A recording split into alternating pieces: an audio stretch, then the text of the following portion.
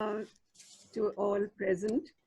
I just want to clarify that I was not professor of Hindi, but I was in the faculty of education. Um, and I'm happy to come after Professor Nair because a lot of the ambit of the whole, the today's theme, he has actually opened up. And I would also like to go by, the kinds of issues that he has raised and focus a little more also in terms of the curriculum and what is happening under COVID.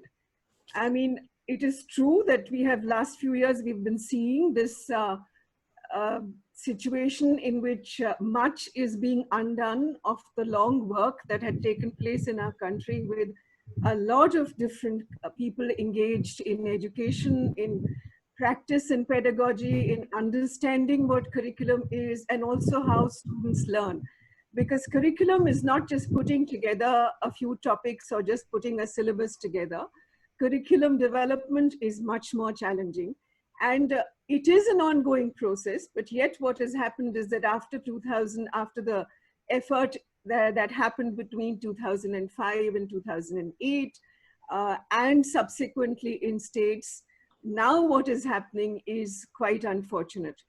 So I will say that, one of the basic elements of learning, and as Professor Nai reminded us that we still feel that we have to understand Nai Talim, because Nai Talim says that education really of the head, heart and hand, something that integrates you in a holistic way and also engages you in work.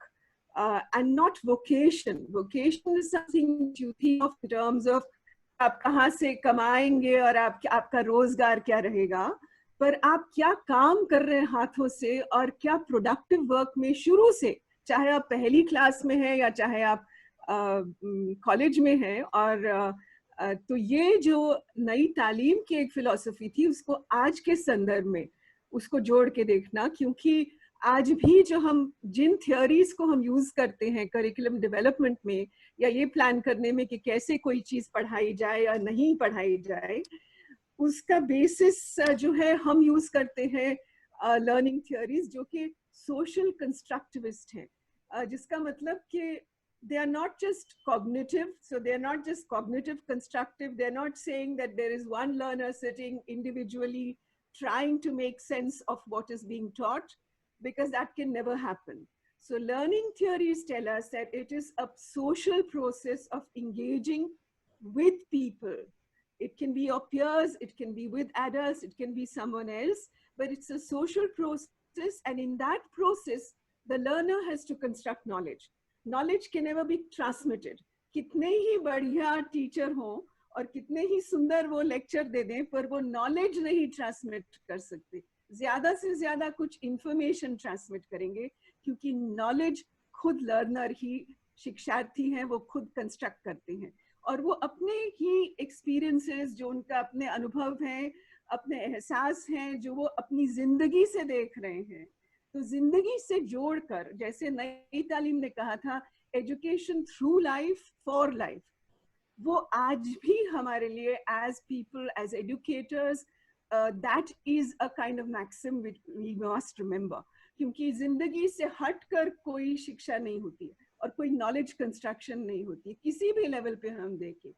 तो इसलिए जब ये जब NCF का काम हुआ था तो यही कोशिश की गई थी और उसमें हमने क्रिटिकल पेडागॉजी यूज की थी. ये सही है कि हमने उसकी कोशिश की थी, पर हर क्लास में, हर विषय में, in all subjects, it depended on the teams who were working on it. So it was not really essential that everyone actually invoked critical pedagogy, जो हम पाउलो फ्रेरे से, जिससे हमें प्रेरणा मिलती है, जिसमें क्रिटिकल का मतलब सिर्फ ये नहीं कि हम क्रिटिकल सवाल पूछें, पर क्रिटिकल का मतलब है कि हम जस्टिस पे फोकस करें, हम सोशल जस्टिस को अपना एक अहम मुद्दा बनाएं, ताकि हम इनइक्वालिटीज को बार बार देख सकें, चाहे हम मैथमेटिक्स कर रहे हैं, चाहे हम लैंग्वेज कर रहे हैं, या चाहे हम ज्योग्राफी या सोशल साइंस कुछ भी कर रहे हैं. और हमने, जब मैं कहती हूँ कि हमने प्राइमरी लेवल के करिकुलम में भी जो भी विषय चुना उसको इंटीग्रेट किया, और उसमें हमने क्रिटिकल पेडागॉजी, तो हमने इनइक्वालिटीज, जस्टिस, लोग कैसे इन चीजों से जूझ रहे हैं, इसको हर विषय में हम लाए। तो मैं एक एग्जाम्पल लेना चाहती हूँ, जो क्लास 12 का पॉलिटिकल साइंस का अभी चैप्टर है, काफी चीजें हटा दी गई थी पहले, बीच बीच में भी धीरे धीरे कुछ चीजें, पर जैसे पॉलिटिकल साइंस में क्लास 10 में एक पूरी किताब थी जो कार्टून्स पे बेस्ड थी, डेमोक्रेसी को समझना। पर दुनिया भर की और योगेंद्र और अन्य साथियों ने दुनिया भर से कुछ बहुत ही सुंदर brilliant cartoons, and cartoons are not just comic, cartoons are very deep expressions of ideas that you may not even be able to express in words. आप शायद लिखेंगे तो शायद आप 200 शब्दों में भी वो ना बता सकें, वो ना अभी व्यक्त कर सकें, जो एक इस तरह के एक एनिमेशन में या कार्टून में आता है। और उसमें सैटायर है, उसमें व्यंग है, उसमें बहुत कुछ है। तो एक पूरी किताब पॉलिटिकल साइंस की डेमोक्रेसी को लेते हुए उसमें कार्टून से डेवलप हुई थी। और जो रोचक बात यह है कि सडनली सडनली अब पार्लियामेंट में उसके बाद कुछ साल पहले ये सवाल उठा कि भाई ये कार्टून तो बिल्कुल ठीक नहीं है, and there was a whole debate about some cartoon with Nehru and Ambedkar. But what is interesting is when the same cartoons had been published by Shankar or by other cartoonists, no one had objected then. So it tells us also about our sensibilities. How do we understand the politics of today, or how do we understand what sensibilities mean and what satire, what role the satire has, and how political leaders can be held to to the truth, or to question, or they can be also be made characters in a cartoon. तो यही सवाल class 12वीं किताब में, 12वीं की दूसरी किताब में पॉलिटिकल साइंस में, the first chapter starts with the challenge of nation building. और बहुत इंटरेस्टिंग है क्योंकि उसमें भी कुछ कार्टून्स यूज होते हैं, पर जो उस चैप्टर में शुरू में ही बात आती है, बिना छिपाए हुए, बिना उसको दबाए हुए, कि जो प्रॉब्लम्स भी सामने आई हैं, जो बहुत दुखद घटनाएं हुई हैं, उनको भी हम कैसे अपनी टेक्स्ट बुक में लाते हैं। तो we start with what were the problems after partition. और एक पोएम है फैज अहमद फैज की, जो आप सब बखूब जानते होंगे, सुबह आजादी। और वो दाग दाग, ये दाग दाग उजाला, ये शब रजीदा सहर, वो इंतजार था जिसका, ये वो सहर तो नहीं। So I'm saying that in different ways, using different real documents, real contexts, क्योंकि उस जमाने में जो लिख रहे थे, शायर जो लिख रहे थे, वो कैसे इसको एक्सप्रेस कर पा रहे थे, वो उनकी सेंसिबिलिटीज क्या थी, वो केवल हम पॉलिटिकल लीडर्स को नहीं देख रहे, पर हम आवाम को देख रहे हैं, लोग कैसे उसका इजहार कर पा रहे थे। And these are the kinds of ways in which this curriculum has tried to bring in very challenging issues, जो पहले शायद होती कभी टेक्स्ट बुक्स में पाई नहीं गई हैं। And सवाल भी ऐसे नहीं पूछे जाते, जैसे हमने भी प्राइमरी के बच्चों से भी अगर फॉरेस्ट पे कोई चैप्टर डाला है, तो वो एक एक्चुअल आज की वास्तव में a real person who lives in Jharkhand, who actually is, she went through school so that she could actually enable herself to be able to save her forest. उसकी कहानी ऐसी है, वो खुद अपनी कहानी बताती है कि मैं इसलिए स्कूल गई थी, बहुत दूर अपने घर को छोड़ के, मैं नहीं जाना चाहती थी, पर इसलिए कि मेरे चाचा ने मुझे कहा कि तुम इसी से सीख पाओगी कि तुम जंगल को कैसे बचा सकती हो।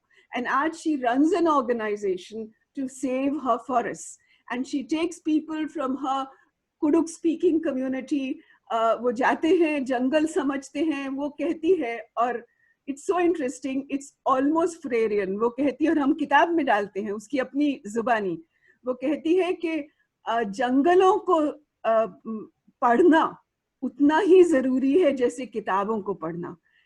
And this is almost like Freire says कि to read the word and to read the world. You know, it's not just reading the word. तो इन तरह की चीजों को टेक्स्ट बुक्स में डालने का एक मकसद था कि लोग एक क्रिटिकल तरह से और कई तरह के पर्सपेक्टिव से समझ सकें आज की प्रॉब्लम्स भी, आज भी। और उस चैप्टर में हम ये नहीं पूछे थे व्हाट इज अ फॉरेस्ट, नहीं, हम पूछते हैं कि इसकी कहानी सुनकर आपकी क्या समझ बनी, आपको क्या लगता है कि एक फॉरेस्ट क्या है। So it is your construction of a forest, and you are being given the exposure to a person whose life is related to forest, जिसके लिए वो natural resource नहीं है जिसको हम exploit कर सके, जैसे कि अक्सर किताबों में होता है, these are natural resources। तो हमने अगर समुद्र को देखा तो हमने उन 1 करोड़ फिश वर्कर्स की नजर से देखा जो कि उसी काम में लगे हैं, जो समुद्र से ही उनकी जिंदगी जुड़ी है, पर उनकी क्या चिंताएं हैं, वो आज ट्रॉलर्स को देख के क्यों चिंता करते हैं। तो I want to say that social sciences by itself is not a separate category, is not a separate grid. हम जो भी करते हैं वो इस सोशल रियलिटी से जोड़ के करें। And that's why when this particular Covid which has come, ये जो पैंडेमिक का एक लॉकडाउन तो हुआ पर उसके साथ एक क्लैंप डाउन भी हुआ कि बिल्कुल जो भी इससे पहले भी आवाजें उठ रही थी हमारे यूनिवर्सिटी की महिलाओं की, people who were raising questions about the anti citizenship act or something else, about students' rights and about universities and about privatization of knowledge of education. That was, I mean, people were arrested during this period. तो जो भी एक democratic प्रक्रिया है, you know, what kinds of democratic rights people have to protest, to raise questions, to come out in public spaces, उसको तो दबाया ही गया, पर उसके साथ बहुत चीजें और भी आई। एक शिक्षा में जो आया कि कई 6 सालों से हम नेशनल एजुकेशन पॉलिसी का सुन रहे हैं, हमने कई ड्राफ्ट्स देखी हैं, हमने कई committees देखी हैं, and we have engaged with each of those drafts and we have critiqued, discussed, but suddenly in early May that was finalized, सब कुछ लॉकडाउन में है। और वो 6 साल के बाद एक जो नई ड्राफ्ट आई थी, उसको नए ड्राफ्ट को, that was at the PMO level that we were told that that has been approved, and now whenever the cabinet meets next that will be passed. So ये एक हुआ जिसमें कि बहुत ही खतरनाक, very dangerous trends we can see। साफ कहा जा रहा है कि the right to education act, जिसके लिए कितनी लंबी जद्दोजहद हुई है, लोगों का संघर्ष हुआ है, and which actually made it a fundamental right for every child, उसको भी कहा गया कि ये बहुत restrictive है, इसलिए अब हमें ये इसको थोड़ा ढीला करना पड़ेगा और हमको open up करना पड़ेगा। साफ कहा गया that any provider, तो अब ये service providers हो गए हैं और शिक्षार्थी जो हैं वो clients हैं, वो customers हैं। तो एक मार्केट की भाषा उसमें बिल्कुल क्लियर दिखती है। वो कहा भी जाता है कि हम कंपटीशन क्रिएट करेंगे ताकि चॉइस हो। अब ये शिक्षा में भाषा वैसे कभी आती नहीं है, not in public education, but ये पॉलिसी में है। तो national policy is now saying कि लर्निंग आउटकम्स देखिए, इनपुट्स मत देखिए। लर्निंग आउटकम्स का ये जो हवा बना है, ये भी it's like manufacturing a crisis of learning. It's saying कि बार बार ये प्रथम और जो संस्थाएं हैं जो टेस्ट करके दिखाते हैं कि लर्निंग आउटकम्स नहीं है, लोग सीख नहीं रहे, ये भी एक ऑलमोस्ट एक इंटरनेशनल एक दौर है। वो मैनेजरियल, वो न्यूलिबरल डिस्कोर्स का जो कहता है इनपुट्स मत देखिए, कोई जरूरत नहीं है। ये नेशनल पॉलिसी कहती है कि बच्चों को, मिडिल स्कूल के बच्चों को ट्यूटर्स बनाइए। वो जहाँ टीचर्स कम है, बच्चे जो आइडेंटिफाई किए जाएंगे वो हफ्ते में 6 घंटे या 8 घंटे दूसरों को ट्यूटर करेंगे। Can a national policy say that a child, a school-going child, especially in areas which are disadvantaged themselves, they will become tutors for other children? I mean, ये क्या किस तरह का मजाक है और किस पे मजाक है ये? क्योंकि ये हम जानते हैं कि वो एरियाज और वो स्कूल्स और गवर्नमेंट स्कूल्स अब ज्यादा से ज्यादा गरीब बच्चों के लिए रखे जा रहे हैं, माने जा रहे हैं कि this is they are relegated to the poor, and the middle class and the more sort of privileged people would not be really putting their children, except maybe for the very well resourced Navodaya Vidyalayas or Kendriya Vidyalayas. So I'm saying that it's shocking when we read the education policy, the kind of discourse that has come through, the discourse which actually is dismissive of a fundamental right, and it's trying to bring in just about anyone, and it says अब वो private भी नहीं कहते, वो कहते philanthropic या public spirited private organizations, तो उनको भी qualify कर देते हैं कि वो commercial नहीं है, वो public spirited है.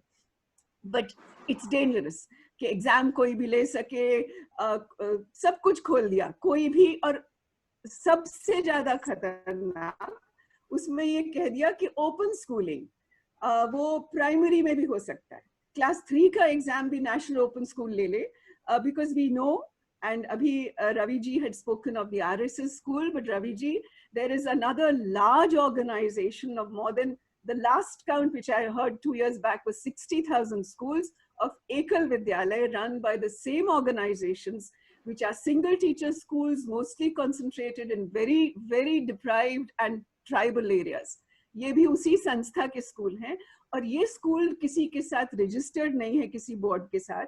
तो ये school open education, open school के एग्जाम्स लेते हैं क्लास 3 के लेवल पे भी, क्योंकि सिंगल टीचर हैं, और आरटी के नॉर्म से ये उतरते ही नहीं है, खरे उतरते ही नहीं है. So these are the kinds of institutions which are being pushed in even with the policy, given legitimacy, and जो हमारे laws exist करते हैं उनको भी अब फेंका जा रहा है, क्योंकि आप चाहते हैं कि ये सब आ सकें, और ये भी, और प्राइवेट सब स्टैंडर्ड जिनको हम कहते हैं लो कॉस्ट प्राइवेट स्कूल्स, जिसको दुनिया में हमें बताया जाता है कि इंडिया में $1 बिलियन इंडस्ट्री है, तो उनको भी ये जो पब्लिक शेमिंग किया जाता है कि बच्चे कुछ सीख नहीं रहे हैं, इसका एक और नतीजा ये होता है that you encourage children to go into these so-called private schools just because वो इंग्लिश मीडियम में है. आज भी आपने न्यूज़पेपर में देखा होगा, कहा जा रहा है कि English medium even at primary level is increasing. So I'm just saying that this is a larger discourse. Covid के टाइम में इन चीजों को जिस पे की बहस भी हुई है और होनी चाहिए, उनको दबाकर कई चीजें पुश की गई हैं, and that is what is very serious for us. Another thing, digitalization. हमारी पॉलिसी में क्लियर लिखा है डिजिटल इंडिया कैंपेन, जिसमें क्लियरली लिखा है क्या क्या चीजें यूज होंगी, और उन्होंने दीक्षा पोर्टल और ये सब, और even disruptive technologies like artificial intelligence, very damaging. We know what is happening. We know कि हमारे टीचर्स को फोर्स किया जा रहा है, दिल्ली गवर्नमेंट में भी, कि आपको ये प्राइवेट एप्स हमेशा ऑन रखने अपने फोन में, और वो टीचर्स कहते हैं कि हम अपना लोकेशन ऑफ कर देते हैं, पर इनमें हम नहीं कर सकते. सो दिस इज ऑल्सो सर्विलेंस. तो वो बायोमेट्रिक अटेंडेंस में सर्विलेंस ले रहे हैं, वो उनके एप्स में जो कि सो कॉल्ड ट्रेनिंग एप्स हैं, और SCRT जैसी संस्था भी फेस टू फेस ट्रेनिंग नहीं कर रही है. बिफोर कोविड पिछले साल भी SCRT सिर्फ प्राइवेट ऐप से ट्रेनिंग करती है, जो एक मजाक है. And you know, it's really a formality. I mean, some of our best teachers, our best students, alumni, Delhi university के जो पढ़ा रहे हैं, वो हंस के हमको बताते हैं कि ये क्या मजाक है कि हमारी ट्रेनिंग ऐसे 15 मिनट में हो जाती है और हमको सर्टिफिकेट आ जाता है जो हम SCRT को भेज देते हैं. So a lot of these technologies for surveillance, CCTV cameras, 100 crores by Delhi government set for CCTV cameras, जो पेरेंट्स को लाइव ब्रॉडकास्ट भेजा जाएगा. तो ये इस तरह का सर्वेलेंस कोई भी अच्छी टीचिंग एंड लर्निंग जगह नहीं बना, because we need trust whether it's at university level or whether at school level, between the learners and between teachers, and a lot of meaning making has to happen, जिसमें आप गलतियां करेंगे, आप doubt करेंगे, आप ये you know, all that will happen, and you don't want big brother or father or mother or anyone to be watching you. But this is what is being pushed. And अब तो आप जानते हैं कि Covid में क्या किया है, ऑनलाइन एजुकेशन कंपल्सरी करके अब बहस चल रही है. कर्नाटका ने पहले प्राइमरी लेवल पे बैन किया, अब फिर खोल दिया. So but we see, I mean, like on one of the programs, and even इसके बहाने कई हमारे स्कूल्स में, दिल्ली गवर्नमेंट के स्कूल्स में खान एकेडमी जैसे आउटसोर्स करके वहां से इन लोगों को मैथ्स पढ़ाने के लिए, किसी को ये करने के लिए, सो a lot of outsourcing of government schools under the name of improving quality has happened. And ये कोविड में और भी ज्यादा, because digital education को push किया जा रहा है. And now if you I want to read out इन्होंने जो अल्टरनेटिव करिकुलम निकाला है हायर सेकेंडरी लेवल का, और उसमें कहा है कि we know that everyone in India has a phone, so NCERT and MHRD bring out an alternative curriculum before ये cuts करने से पहले, और उसमें लिखा है कि फोन तो सबके पास ही है, और इसलिए अगर स्मार्टफोन नहीं है तो टीचर्स SMS भेजेंगे. तो SMS भेज के जो सोचता है कि इंफॉर्मेशन भी ट्रांसमिट नहीं हो सकती है, मैं तो नॉलेज कंस्ट्रक्शन की बात कर रही थी. And so this is the kind of farce that is being pushed onto our system. And वहां पर एक इक्वालिटी का जो चैप्टर है पॉलिटिकल साइंस क्लास 12 का जो की बुक का, उसमें लिखा था कि वीक 4 में तो ये हो गया हुआ है कि the students will prepare a chart on the schemes and programs that address inequality related to enrollment, retention and achievement of learners at the secondary level. तो equality यहाँ तक सीमित है. और write an essay on equality as a principle and as practice. तो आपको पढ़ने की जरूरत नहीं, आपको कोई रिसोर्स दे दिया ई पाठशाला, उसको देख लीजिए और फिर आपका लेसन हो गया. तो ये वीक 4 में इक्वालिटी उनके हिसाब से हो गई थी. और फिर चौथी चीज, make a comic strip on inequalities in your neighbourhood. तो ये समझिए कि इक्वालिटी को कैसे समझा जा रहा है. एक तो इस दौर में, इस गवर्नमेंट की समझ से हम देखते हैं कि इनइक्वालिटी शब्द नहीं आता. पूरी नेशनल पॉलिसी में दलित शब्द शायद एक बार आया था, इक्वालिटी आया था, पर इनइक्वालिटी नहीं आया था. तो ये पूरी कोशिश है कि इनइक्वालिटीज पे बात मत कीजिए, हाँ इक्वालिटी को कहिए, पर यहाँ लिखा है कॉमिक स्ट्रिप बनाइए inequalities in your neighbourhood. That's all. This is the kind of task that students are being told to do online. And fourth is write a note on gender equality as a stepping stone for development. तो आपको ये देखा जा रहा है कि I'm saying कि हाँ एक टॉपिक डाल देना अपने में किसी भी सिलेबस में या किसी भी टेक्स्ट बुक में, it's not enough. It's very clear. How you transact that, and I don't use the word teach or transmit, but how do you transact that theme, that topic with what kinds of resources is crucial, because pedagogy is most important. आपने किताब में कुछ भी लिख दिया, चाहे आपने interesting भी लिखा हो, जैसे मैं NCERT की किताब का एक एग्जाम्पल दे रही थी, पर हो सकता है कि उसको ट्रांजैक्ट नहीं किया गया तो वो उसका असर नहीं होगा. बट एटलीस्ट एक बुक हर लर्नर के हाथ में है, तो वो मौका है कि वो पलटते हुए फैज की ये पोएम भी पढ़ लेंगे, कुछ और देख लेंगे. They will try and make sense themselves on some of the things given to them. But I'm saying, look at the way the alternative academic curriculum sent out by MHRD and NCERT told us that equality can be done on the phone. क्योंकि उन्होंने माना कि हाँ सबके पास शायद internet नहीं होगा.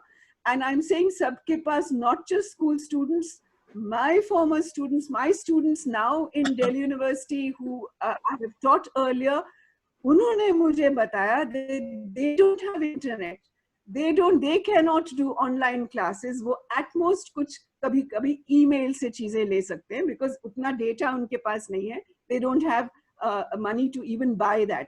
So I'm saying कि यूनिवर्सिटीज के students, Delhi university, Hyderabad university ने सर्वे किया और हैदराबाद यूनिवर्सिटी ने कहा we will not have online classes. So if a university can say that we will not have online classes, look at what we are saying in terms of school. Primary schools are being told to have online classes under this emergency, worse than emergency situation of COVID.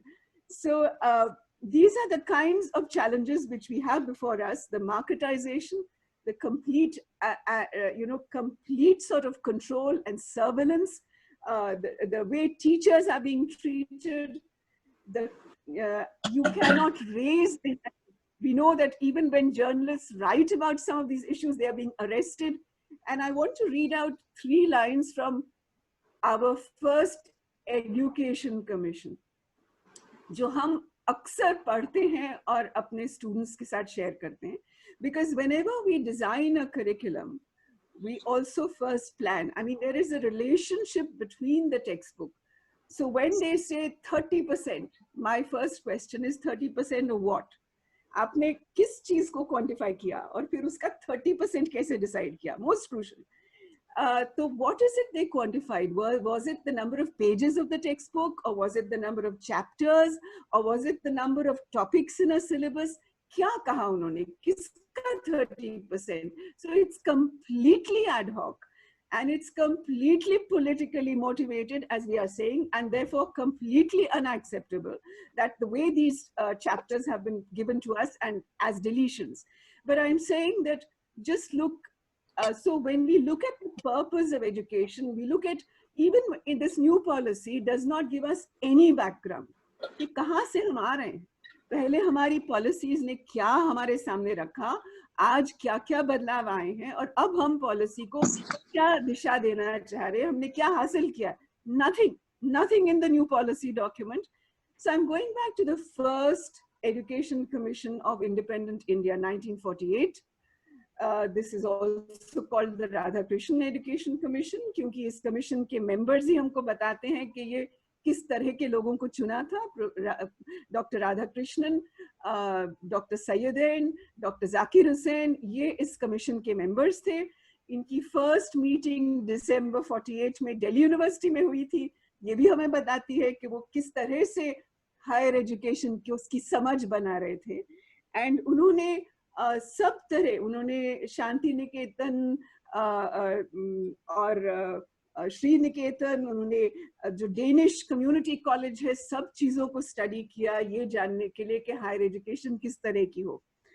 And it was their understanding of नई तालीम then projected onto higher education, saying कि status अलग किसी का नहीं होगा, कोई अलग अलग status नहीं होगा. और आज मैं आपको बताना चाहती हूँ कि दिल्ली गवर्नमेंट के स्कूल जो बहुत बड़ी रिजल्ट्स दिखा रहे हैं, पहले पूछ लीजिए कि उन्होंने कैसे सॉर्टिंग कर दिया है. प्राइमरी स्कूल के लेवल पे जो उनके स्कूल्स अंडर है, और उनके अंडर 1000 स्कूल हैं, not a huge number like all other states are dealing with.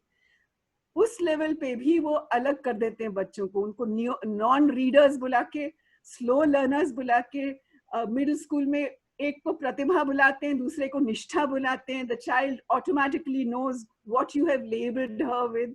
जो प्रतिभा नहीं है वो ऑब्वियसली जानते हैं कि हम कुछ नहीं है. So I mean this kind of sorting in education is actually violating a child's right. आप किसी भी चीज से, आप जैसे जेंडर, रिलीजन, कास्ट, क्रीड पे किसी से डिस्क्रिमिनेट नहीं कर सकते. अब ये किस पे डिस्क्रिमिनेट करते हैं? On this so-called constructed notion of ability. And उनका टेस्ट देखना चाहिए कि इतना ridiculous एक टेस्ट होता है. 2 मैथमेटिक्स के क्वेश्चंस होते हैं कि ये डिवीजन कर दीजिए, ये मल्टीप्लाई कर दीजिए, and you are then segregated on that basis. By doing this, and then class 7, class 8 में आके they push them into open school. तो आपने अलग कर दिया, invisible कर दिया, क्योंकि आपके रिजल्ट्स में ओपन स्कूल नहीं दिखते. So this is the way children are being pushed out. So we should really be looking at that. What was the cohort which started out, और अब हम जो 98% पास करके हम फ्रंट पेज एडवर्टाइजमेंट्स देख रहे हैं, इसमें से कितने बच्चे पहले ही छट गए? उनको आपने निष्ठा बुलाया. I have documented students who leave school because they feel humiliated. Their friends are not talking to them. वो पानी पीने जाते टैप पे, तो उनके दोस्त जो पहले होते थे वो आज उनसे बात नहीं करते, क्योंकि वो स्लो लर्नर्स में हो गए. चाहे नाम कितना भी सुंदर हो, निष्ठा नाम बहुत सुंदर लगता है, but students know that they are not pratibha. So this kind of sorting is being done, and the University Education Commission is telling us that even at the university level, don't differentiate between something called professional education and something that is not. क्योंकि किसी ने भी, any artisan, anyone who has spent time and years of experience in trying to gain some कोई हुनर, कोई expertise अगर ली है, तो वो एक professional experience है, और उसकी education उसको उसकी dignity और उसको respect करते हुए उसकी education आगे बढ़ेगी. Even at the university level, they don't say vocational is a second rate thing. But important 3 lines: intellectual progress demands the spirit of free inquiry. The pursuit and practice of truth, regardless of consequences, has been the ambition of universities. क्योंकि ये universities की बात कर रहे हैं. Professional integrity requires that teachers should be as free to speak on controversial issues as any other citizens of a free country. आज हमें मालूम है टीचर्स क्या, जर्नलिस्ट क्या, एमिनेंट जर्नलिस्ट का क्या किया जा रहा है. An atmosphere of freedom is essential for developing this morality of the mind. और यहाँ पर I would just like to finish that the kinds of purpose, the purposes for education, the dream for what we think everyone should come into education is not just 100% marks or a certificate or a degree, but if we go back to our earliest policies, we'll see that there was a much larger vision, and education was supposed to create equality. So it was not just equality in education, but education which gave people the understanding of diversity and inequality and the agency, the transformative agency to change those things. क्योंकि अगर हमको बदलना है जो आज हमारे सामने है, चाहे वो biases हैं, prejudice हैं, lack of understanding, ignorance, hate, divisiveness, ये जो सब हमारे सामने आज बढ़ती हुई दिख रही हैं, अगर उनको चैलेंज करना है तो वो एक एजुकेशन की समझ से और एक साथ, this mixed ability group of people. I have seen my own student, one student of mine in MEd, जो स्कूल करके आई, बीएससी करके आई, बीएड करके आई, बीएलएड करके आई, एमएड में मेरे पास पहुंची और कहती है मैम, यूनिवर्सिटी आने का मेरा एक मकसद था, अभी तक पूरा नहीं हुआ है, but I wanted to take a friend of mine home, a Muslim friend of mine, to meet my family, because my family is Qatar Hindu who have extremely prejudiced ideas. तो imagine किस तरह से लोग सोचते हैं कि एक university उनको क्या दायरा मिलेगी. So if we have to deal with the current situation in our country, we all the more need this understanding of citizenship or gender or inequality or caste, all these democratic rights, people's movements, जितने chapters चुन कर हटाए गए हैं, वो होने चाहिए वहां पर, और उन पर एक समझ बनने की जरूरत है. एटलीस्ट स्टूडेंट्स को एक मौका मिले कि वो उनके बारे में कुछ बातचीत हो और वो अपनी जिंदगी में झांक के देख सकें कि कॉन्स्टिट्यूशन उनको क्या कहता है. Thank you very much.